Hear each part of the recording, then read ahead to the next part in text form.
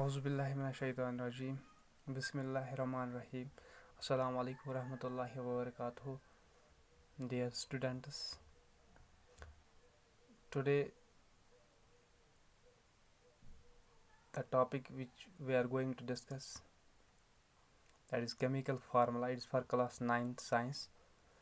सबसे पहले हम देखेंगे केमिकल फार्मूला किसको हम कहेंगे. जो बना कि chemical formula of a compound, किसी भी कंपाउंड की जो केमिकल फार्मूला होती है, प्रॉपर सीक्वेंस होती है, रिप्रेजेंट्स द कंपोजिशन. ये छ करा represent composition of molecules of the compound in terms of symbols.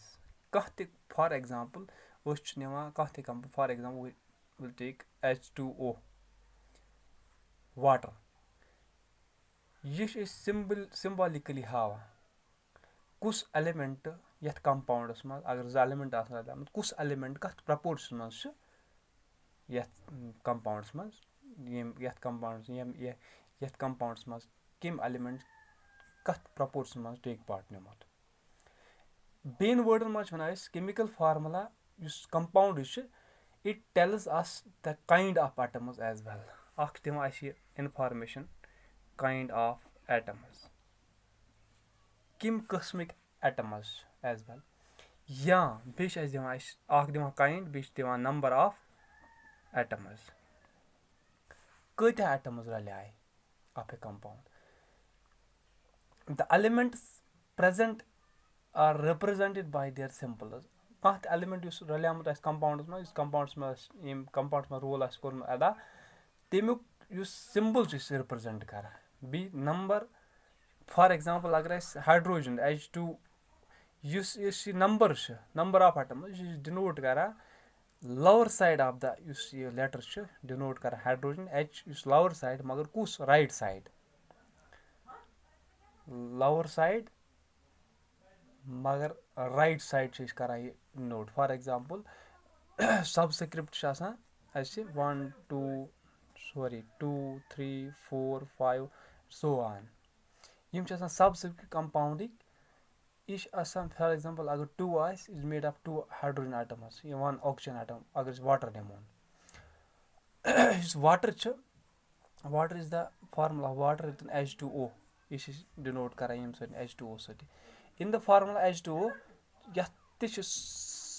यह सबस्क्रिप्ट 2 इंडिकेट्स. यह कर indicate us 2 atoms of hydrogen.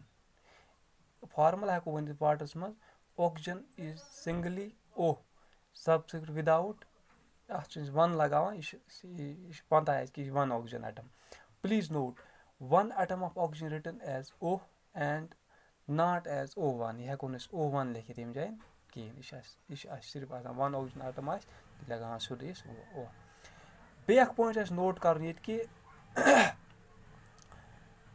Molecular कंपाउंडन मज the chemical formula represents the composition of molecule which makes up the compound. Chemical formula is दिवान composition कमिच composition of molecule. यह दिवान बे composition of molecule कमिच compound.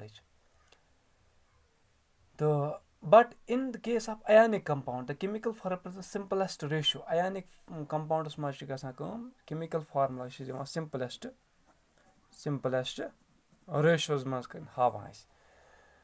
Ions percent present in compound. We will discuss naming of simple ionic compound and simple molecular compound. For example, ionic compounds are formed by the combination of metals and non-metals. Yum te ionic compounds yum asan banyamit metalan hin and non-metals.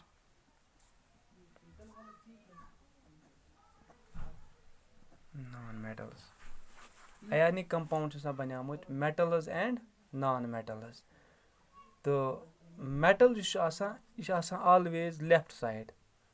Metal represent करान अत symbolic representation मज left. यह left side and non-metal چھُ آسان written on the right side. Non-metal چھُ آسان right side.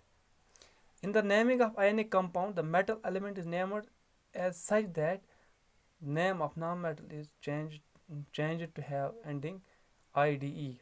Like for example, agar asہِ naming آسہِ دِنۍ ionic compound یُس metal element is named as یہِ چھُ metal element یُس أسۍ name اَتھ چھُ ناو دِوان أسۍ تِتھ کٔنۍ named as یِتھ کٔنۍ آسہِ یہِ for example magnesium سیوٚد پَتہٕ یُس نان میٹل آسہِ اَتھ سۭتۍ تٔمۍ نان میٹلُک چھِ أسۍ چینج کران کینٛہہ تھوڑا بہت ماڈِفاے کران تَمِچ اینڈِنگ چھِ أسۍ دِوان IDE for example oxide OX پَتہٕ چھِ IDE chlorine CHORIDE chloride sulfide for example MgO this is metal magnesium کیاہ چھُ metal یہِ چھِ سیوٚد لیکھان metal magnesium پَتہٕ چھُ oxygen أسۍ لیکھان OX oxide IDE لَگُن گوٚو أسۍ چھِ دِوان یُس یہِ نان میٹل چھُ اَمیُک ناو چھِ أسۍ دِوان IDE کٔرِتھ لاسٹَس پٮ۪ٹھ ٹھیٖک کلوراید یِتھ کٔنۍ CuS copper sulfide